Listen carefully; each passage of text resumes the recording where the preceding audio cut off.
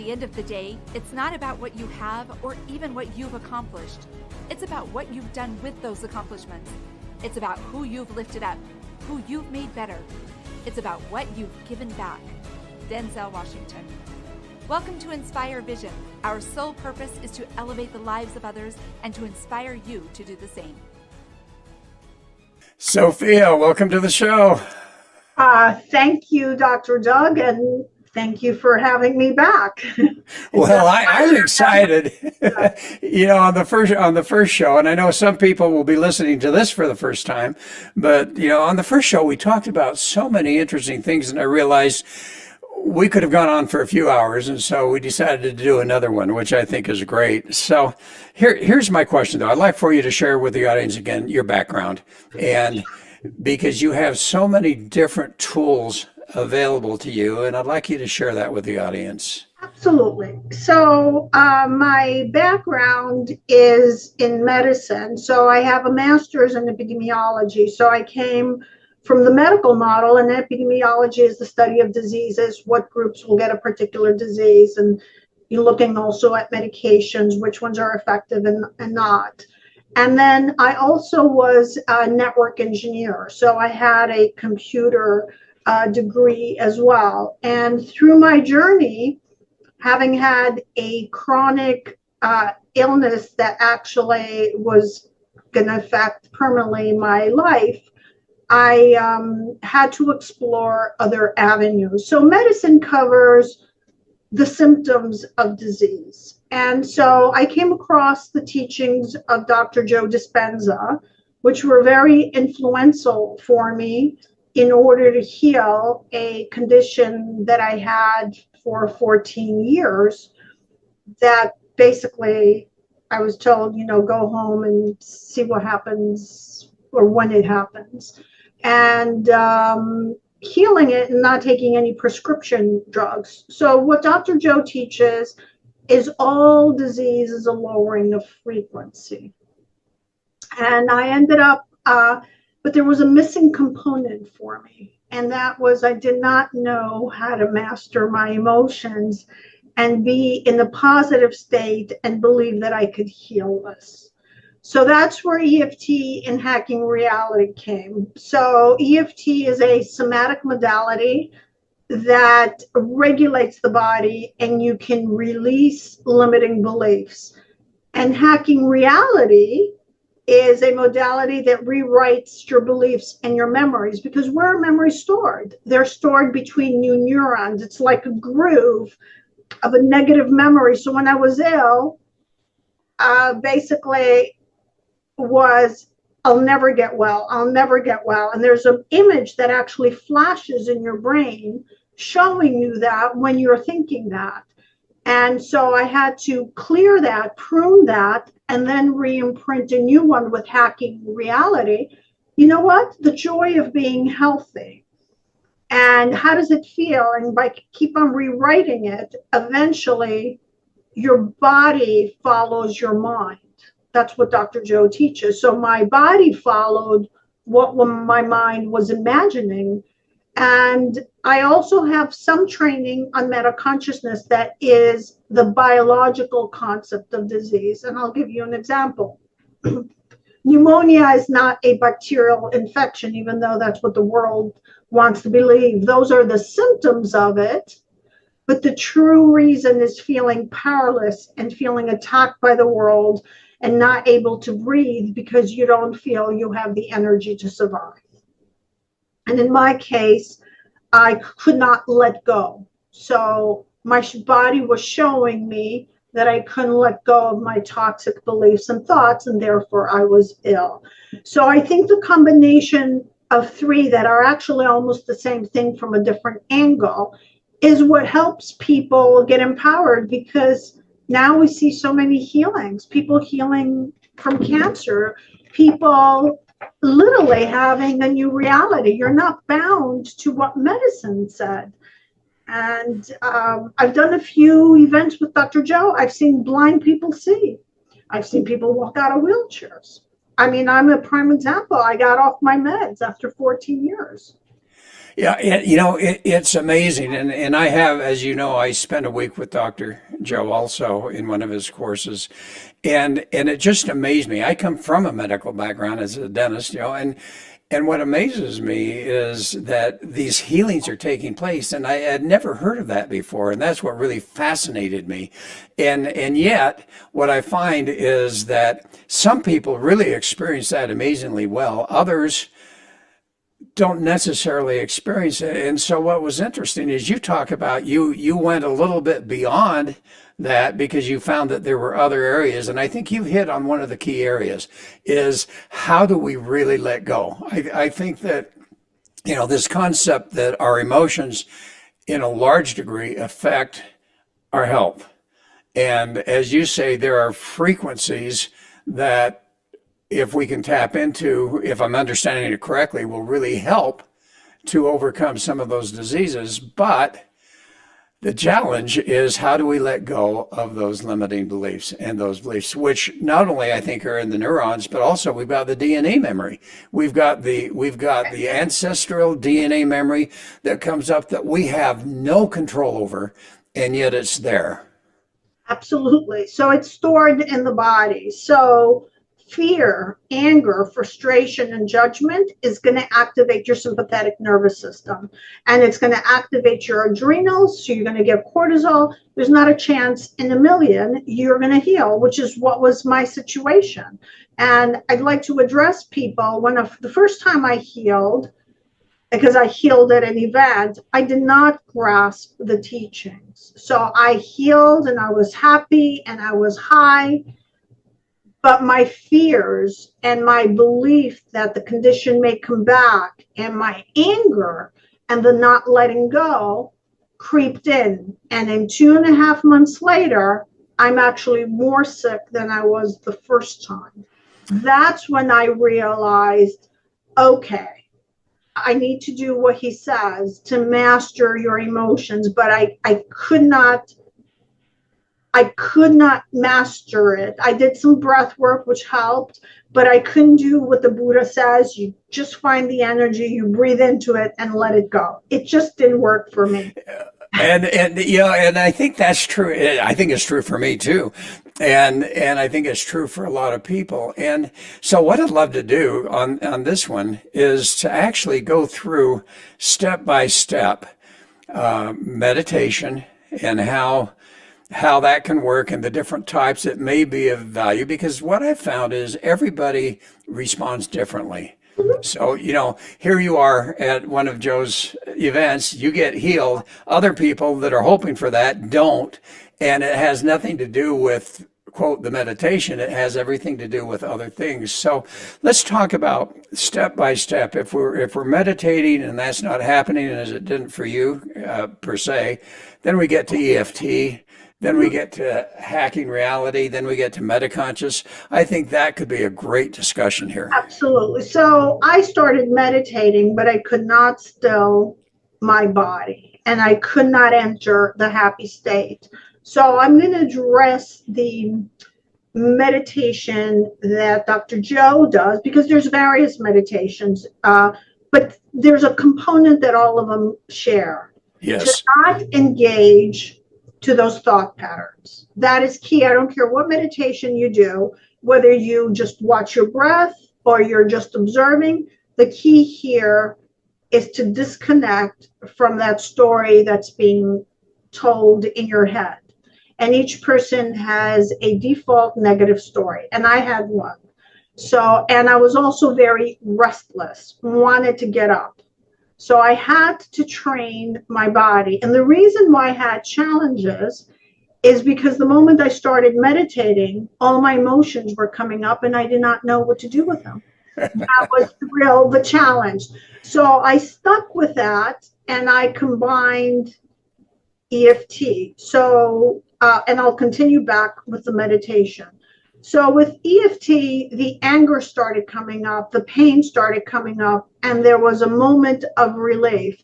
So my meditation started getting better because now I could stretch it a bit longer. And then eventually I stopped engaging with the story. Not that I'm perfect. Like this morning, I meditated for 3 minutes. The story was coming up, and I said, "Okay, and Sophia, are you going to waste your time engaging in this bad story, or are you going to do what you already know that works?" So I made a conscious choice, and I did not engage.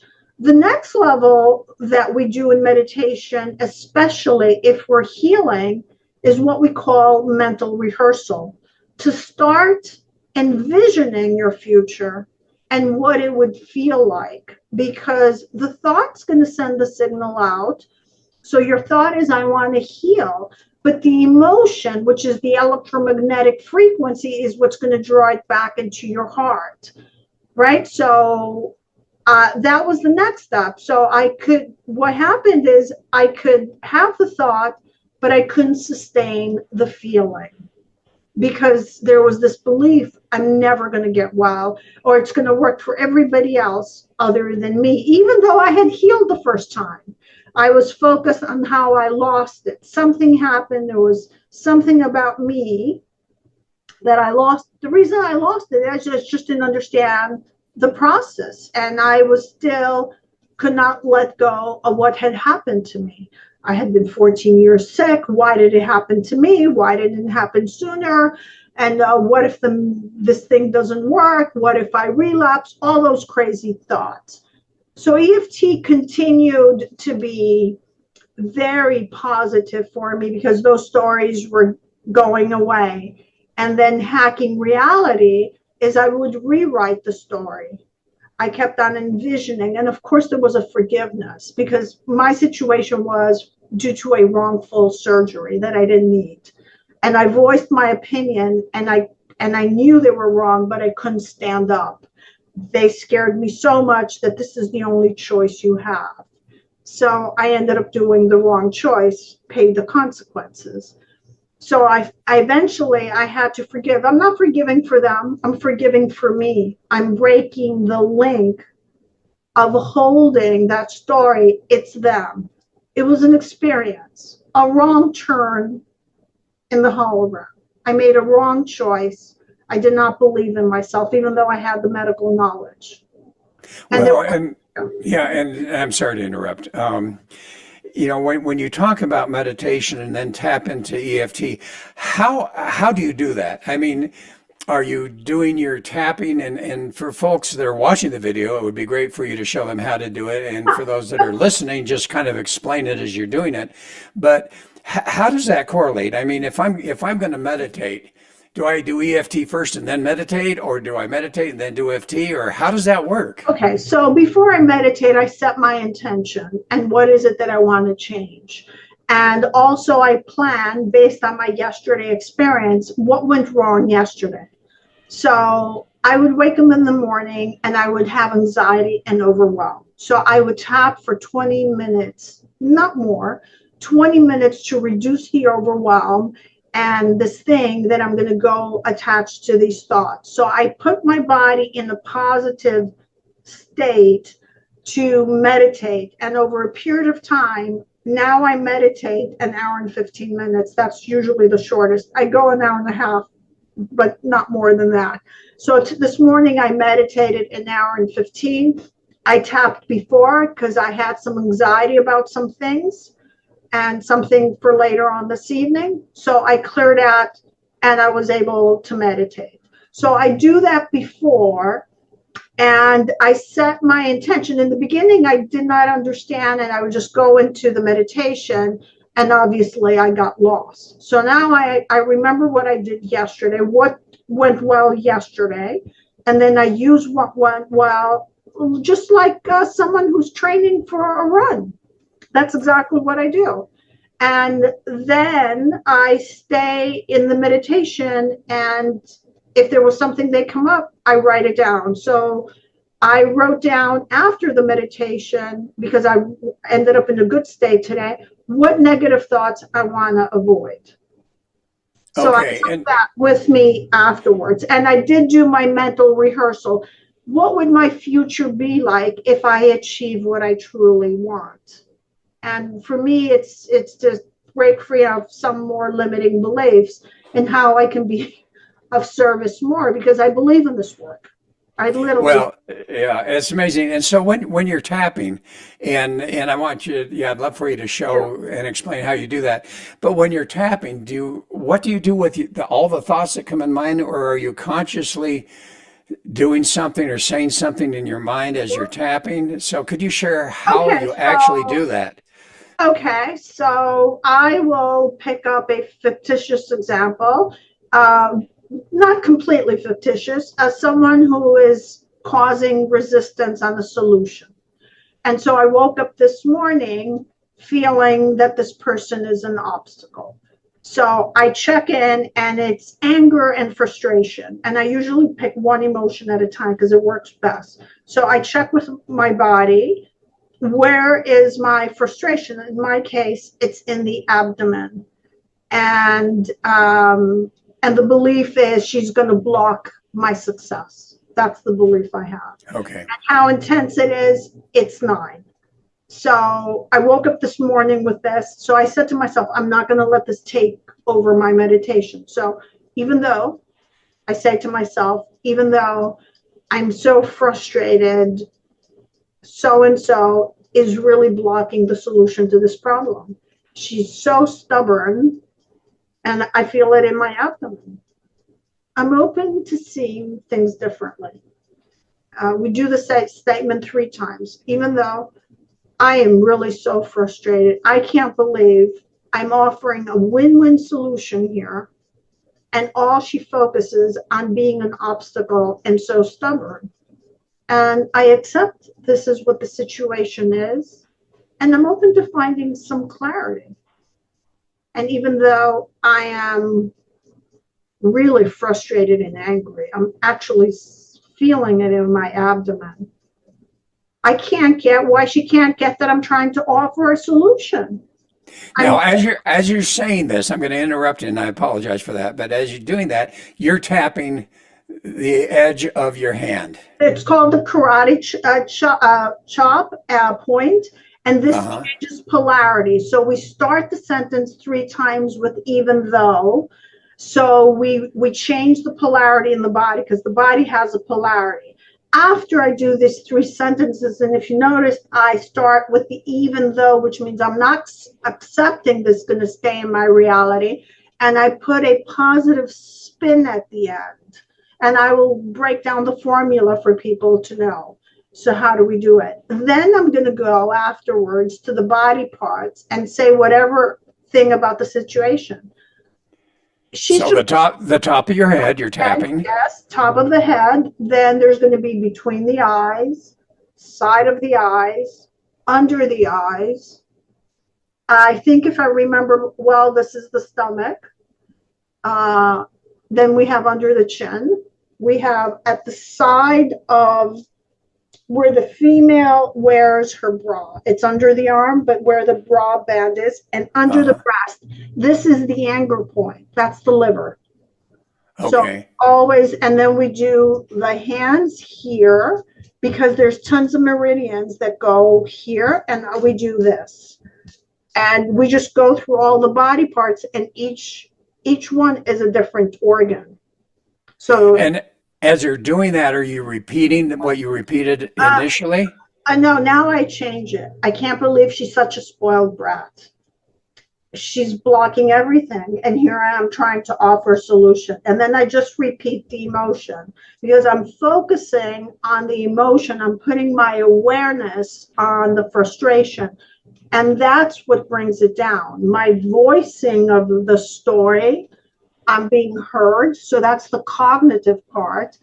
And by tapping on the various points, it's like a hammer breaking the solidified anger that's stored. And you're letting now the electrical charge move through. Remember, we spoke last time that when the emotion gets stuck, just like a Walkman, it acidifies and it becomes solid. And then the signal between, the cells have a voltage.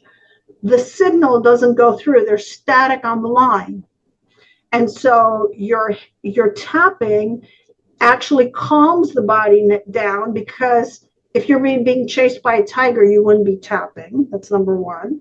And usually anger raises your alert. So the body's getting a signal, okay, something's safe here, but we're also tapping on the energy for it to get released. And it's the words that eventually say, and then eventually what happens after a few rounds, you know what, I'm going to give it my best try, and I'm going to set my intention that she's going to accept it. And if she doesn't accept it, I am just letting go of this frustration because it's not helping me. So I basically say what it is that I'm feeling versus it playing in my head in meditation that it goes, I can't believe I'm going to kill her. I want to strangle her. You know what? I want it to be reversed. Let's reverse the roles. What would it be like if she was in the, you know, all these things go in your head. They do. Right, right. And so now I'm verbalizing. So to make it clear for the people who are listening, you take what the event is. The event has to be in the present moment because creation happens in the now. It's not what happened yesterday. It's what you're thinking about the event that happened yesterday. So what is it that I'm feeling about this event? So it could be anger, it could be hate, it could be fear, whatever. So what is it that I'm feeling? Where am I feeling it? So I feel it in my abdomen. I feel it in my head, which is where I'm going to put my awareness. And what is the intensity? The reason we do the intensity, so we want to train the brain with biofeedback because we see actually it goes down. It actually will go down. And we want to bring it, if you can bring it down to a 0, that would be great. But bring it to a 2 is good enough. So it's the event, thinking about it now. The event could have happened 20 years ago, but what is it that you're feeling thinking about it now? So I am angry that this woman did this to me. And I feel it in my abdomen. And then we always start here to change the polarity. And we start with even though, so we're not affirming I am angry and I'm keeping it. Even though I'm angry and I feel it in my body, I accept this is what's happening. Because remember, the Buddha said you have to accept or acknowledge what has happened in your reality. Because if you reject it, you're going to cause resistance. You're going to get more of it. So there's some form of acceptance. I accept this is what I'm feeling. I acknowledge this is what I'm feeling. I'm open to seeing things differently. I'm open to finding a resolution. This is what the story is. But maybe there's a miracle for me out there. Well, and as you said, it could have happened years and years ago. So for someone that wakes up in the morning and they don't necessarily have that anxiety, but at the same time, they recognize that their response to different events during the day are coming from those emotions, subconscious emotions that they have. So can you just tap and just with the message of having a good day and that type of thing? Absolutely. Once you're in a neutral state, you can go. I'm not going to let my past dictate my future. I'm looking forward to having a wonderful day. The joy of achieving my goal, being grateful for being on another podcast. Somehow it manifested out of nowhere. And then start feeling the positive emotion. So that is actually a great point you brought. After we clear, because remember, if you are in beta brainwaves, you're not going to think positive. So if you neutralized, now if you're a type of person that woke up happy, why not go happy and say, you know what? I am grateful. I'm alive. I am grateful that I'm awake. I'm grateful that I have a lovely home over my head and I'm able to serve other people. Absolutely. Amplify it and feel it again and put your awareness on the joy. So tapping, I mean, it sounds a little woo-woo, and I recognize that, your experience and many others is it's so valid, but what is it about tapping, if you have done any research into that? If not, that's okay. But what is it about tapping those various areas that tends to release some of these issues? Okay, so the belief is, and the research is out, they have over 300 studies, it resets the amygdala, and the hippocampus. So the amygdala is the fear center. So just the fact you're tapping brings unconsciously the body to feel that it's safe. And it's a cumulative effect. So don't expect just to do it once and then feel that it's safe. And so the evidence has shown now, the research is out, that it downregulates 6 genes for stress, and one of them is cortisol. And we know what cortisol does in the body. Yes. So it resets your fear center, the amygdala, and also your hippocampus. Now, if you add hacking reality, now if you rewrite that image, you're actually putting a new image in your brain, because between 2 neurons is where those memories are being stored. And if you keep on replacing it, I don't want to share too much about my past, but I did not have an easy upbringing. I had a pretty challenging upbringing, but I've done a lot of tapping. So those traumatic memories seem to kind of like belong to someone else now. So when you talk about hacking reality, and I know you mentioned after your meditation, sometimes whatever comes to mind, you write it down. But at what point in time, when we talk about hacking reality, that's a great description, but what is that exactly? And when do you do that? And how do you do that? Okay, so we work on someone who had an accident, right? So we have to clear the emotions of the accident, the belief that they've created for the accident. I mean, I could share a very intimate story for your audience, and it took me a while. So I was working on a forgiveness on a family member, and no matter what I did, no matter what emails I sent, the forgiveness was not happening. And there was a memory that had happened to me when I was 2. So this other person was taking care of me. There was an accident.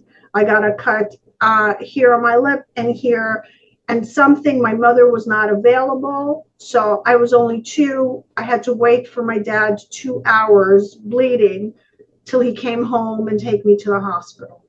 So I was 2, and I had worked on this memory so many times. And my belief about the person was, she did it to me. So as I'm working on the memory, it showed up again. It was probably the 6th time I was clearing it.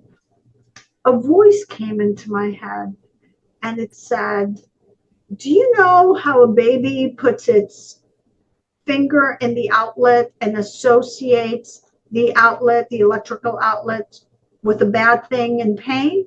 You've associated this person with emotional and physical pain. The moment that's called a cognitive shift. The moment that I saw how I unconsciously created, because a 2-year-old did not go unconsciously create, it was probably one of my life lessons I chose to have. Now it collapsed. Within less than a month, I spoke and saw the person that I hadn't spoken to in 30 years. Wow. So the relationship is not perfect, but there's a flowing in the relationship, and there's a caring, and there's a lot of sadness from both sides. She is not at that level seeing it, but I saw how I created it. So every time there's a tension that comes up, I see, okay, what is it in me that has the belief to be experienced and be creating this? Because who's projecting the reality? I am. You are, yeah. So that was a real lesson for me, and it's called finding the original imprint. Once that, I cannot say she's a monster, because I already know I unconsciously created it. I saw it. Well, and so as you do that, when do you do that? I mean, here I am. So I get up in the morning, I'm doing my EFT, I'm tapping, then I do the walking meditation. So I get out and I do my walking meditation and try to get rid of all those thoughts that come up, or at least put them to the side. But when they come up and I realize that here's something that's really there, is it actually, and you said you write things down, is there actually a different time that after you've done all of this, then you go, okay, here's the issue, that's when you start to hack the reality? Or Okay, so how let's do you go go back to about this hacking memory. reality? So once I got this, it's called a cognitive shift, and that is a very crucial thing for people. Now they know they're on the right path when they get a cognitive shift. I decided to rewrite this experience. So instead of seeing it as an accident, I rewrote the experience that she did the best she could, and my father came right away to take care of it. So I kept on replaying that new memory. You rewrite it, you breathe in it from the top of your head, you breathe it in your heart, you breathe it in on your cells, and you send it across all time, spaces, dimensions, realities throughout all eternity. Because there's many of you. We haven't discussed it, but there's tons of us, right? So you want to update the software on all these other yous. Are you doing that during meditation then? No, I did that after I finished that tapping round. Uh-huh. I now do the hacking reality. I am putting now the new picture that I want because I've released all the emotional charge. Now I didn't see this person as a monster anymore because I saw how I created. So that belief system collapsed. I put a new picture in my mind that it was a pure accident. She called my dad right away. She was concerned and it was taken care of. So what are the new feelings? I'm being loved, I'm being supported, and I'm being taken care of. The original was, before I had cleared it, she did it deliberately. She was after me. She didn't care. And now I have a new story. You see how that negative story got replaced with a positive one? I do. And so timing wise, this is what I'm trying to figure out is timing wise, you did your tapping, you realized what was going on, then you actually mentally did your hacking reality, and then you went to meditation. Correct. Correct. Okay. Okay. Correct. Correct. Then I went to meditation. I don't always tap before meditation, but 95% of the time I do. If I wake up in a super happy state and I'm in pure joy, there's no need for me to tap before meditation. But if I wake up like the average person wakes up, worried how their day is going to go, and there's some anxiety, I will do that so I can reduce those crazy thoughts, that monkey mind that is there, so I can be present. Okay, so as you're meditating, and let's say that you want to focus on, all right, I want to focus on my knees. I got bum knees. Okay, so I want those to heal. And so how do I go about that? And let's talk a little bit about the quantum field and frequencies and how that all interacts and how the magnetism and the attraction and all of that happens. So if I'm wanting to get my knees healed, how do I do that in the middle of meditation? So let's start from the beginning. So I would like to incorporate the concept. I haven't looked up the knees, but usually the knees is about moving forward. Okay? Because remember, all disease or symptom is a lowering of frequency. So something in your life is you feel you can't move forward as fast as you want or the way you want. Now, if it's both knees, that means there's both a female and a negative. The right side is the masculine. A lot of people will have one, like I have a client, she will have knee pain. Well, she can't move forward in her marriage because that's the masculine side. She's female. She's married to a man. Okay, so she has that as her awareness when she does her tapping. So now let's go into the meditation, but let's address where is the disease? The disease is not in the body. The disease is in the field, right? The pattern, that's not what I teach, is what Dr. Dispenza teaches. Right. So it's in the light body before you enter the reality. It's not physically on the body because the body is a projection. Remember, this is a hologram. It's a two-dimensional image that is projected as a hologram, and you are animating the hologram. So there's this belief, and it manifested in your knees because of some belief system not being able to move forward. So when you go into meditation, and this is not always easy, is to disconnect from the physical pain. Stop the thoughts, because the thoughts are going to start flashing, and eventually, to the best of your ability, because it doesn't happen to me all the time, but I have moments that you are pure awareness. You're just awareness. That is the best moment, because when you're pure awareness, now you can fully embrace visualizing and feeling the joy of having your knees healed. Because when you're connected to the reality and the thought patterns, there's a story playing at the back of your mind. And that story is blocking you from the belief that you can heal. Like in my case, I did not believe I could heal because of all these stories. When I finally became awareness and I would practice the joy of feeling well and having let go, because I wasn't letting go of all these stories, then eventually the body started reflecting. So going back to you, visualizing now yourself walking, being in the joy of walking. And after meditation, being able to sustain that. Because when you leave meditation, you connect back to the body. Oh, here it is. My knee hurts again. This will just doesn't seem to go away no matter what it is that I do. That is where you consciously have to know that that thought is going to come. No, that's the story to the old self, because these are parallel me, this very moment, that's perfectly healthy. All right. So I'm going to interrupt you there. So you talk about, okay, here's what the knee means. How does someone, if someone is experiencing whatever it happens to be, how do they go in? Because obviously you've done enough research that when I said knees, you thought for a minute and you go, okay, this is what it is. How does someone discover what that is? I've got a bum shoulder, or I've got a bum elbow, or my feet hurt, or maybe I've got diabetes, or whatever that happens to be. Is there a place that someone can go to actually go, okay, based on this?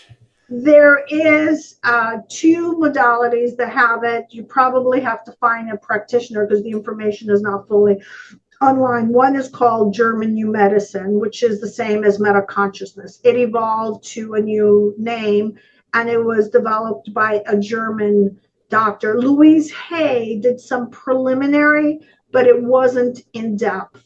So Louise Hay has some information, but it's not the exact thing. Someone who has Hashimoto, a perfect example, is they weren't heard and they weren't able to speak up.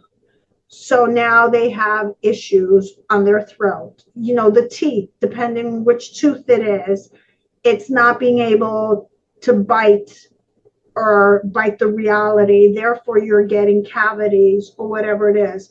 So usually what most people do is they do a single consult with a meta consciousness or a German New Medicine practitioner. Both are equally good. Just the one is branched off from EFT.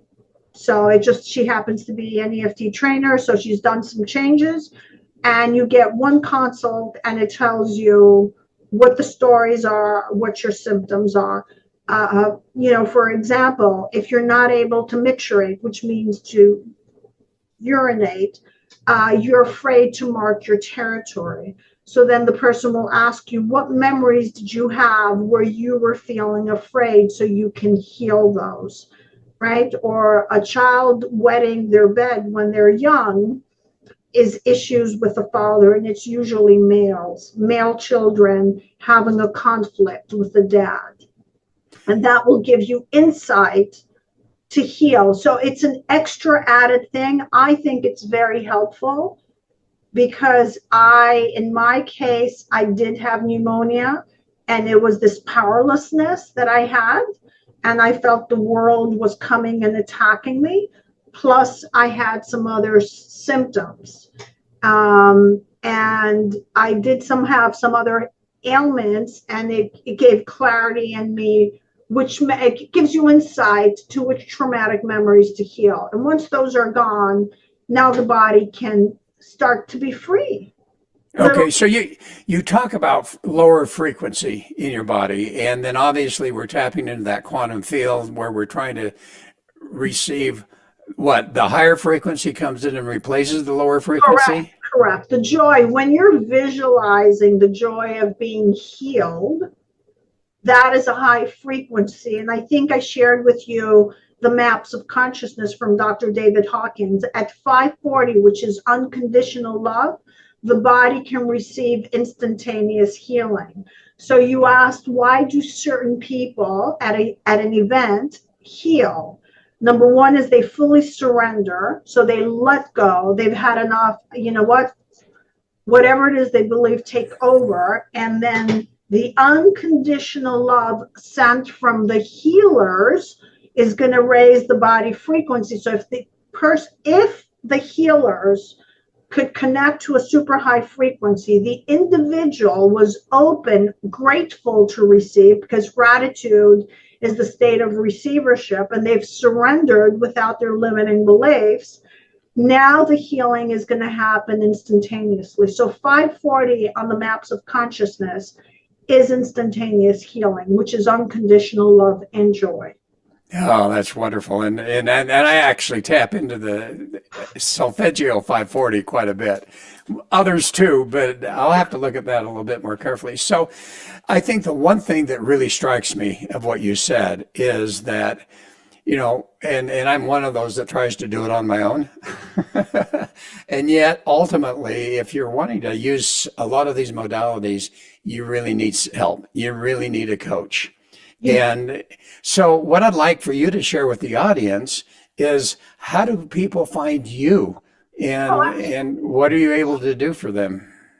Okay, first of all, I'm a guide. So all healing they're going to do, I'm going to guide them on holding a safe space and using my intuition to help them uncover their traumatic memories and I've taken the foundation of meta consciousness.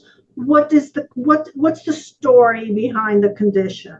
So, and the reason they need someone is the mind that created the problem cannot see the solution, right? And especially when it's a traumatic memory, you don't want to be dealing with your trauma on your own, because your brain is going to pull you to the memories of the trauma.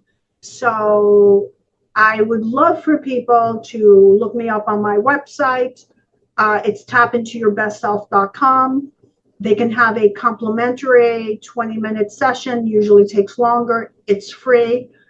And I can guide them, help themselves, and also learn how to tap on their own so they can heal. The key here is not to be dependent on me.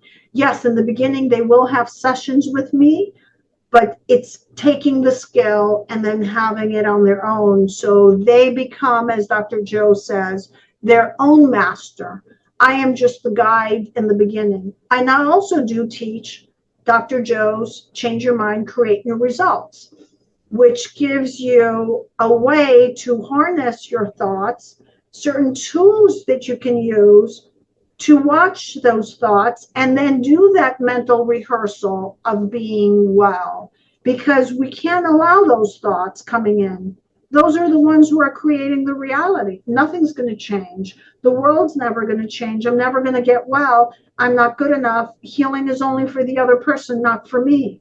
And when you come from a medical background like me, it's very hard to dispel that you can get well with an energy modality or energy from the field by feeling in joy. I would say to you, when I first read this stuff, you need a straitjacket.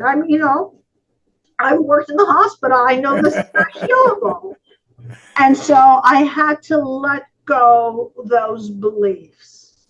Little by little, they have to go, and they went. So I am not the same person that I was. I was someone who was angry, but I didn't show it to the world.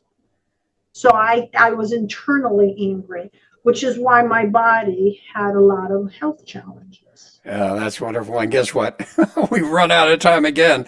Like I said, last time is like, come on again. So we'll leave you alone for a little while. But what would be a message you'd like to share? Number one, again, they can reach you by going to tapintourbestself.com, and you've got a free complimentary 20-minute session with them.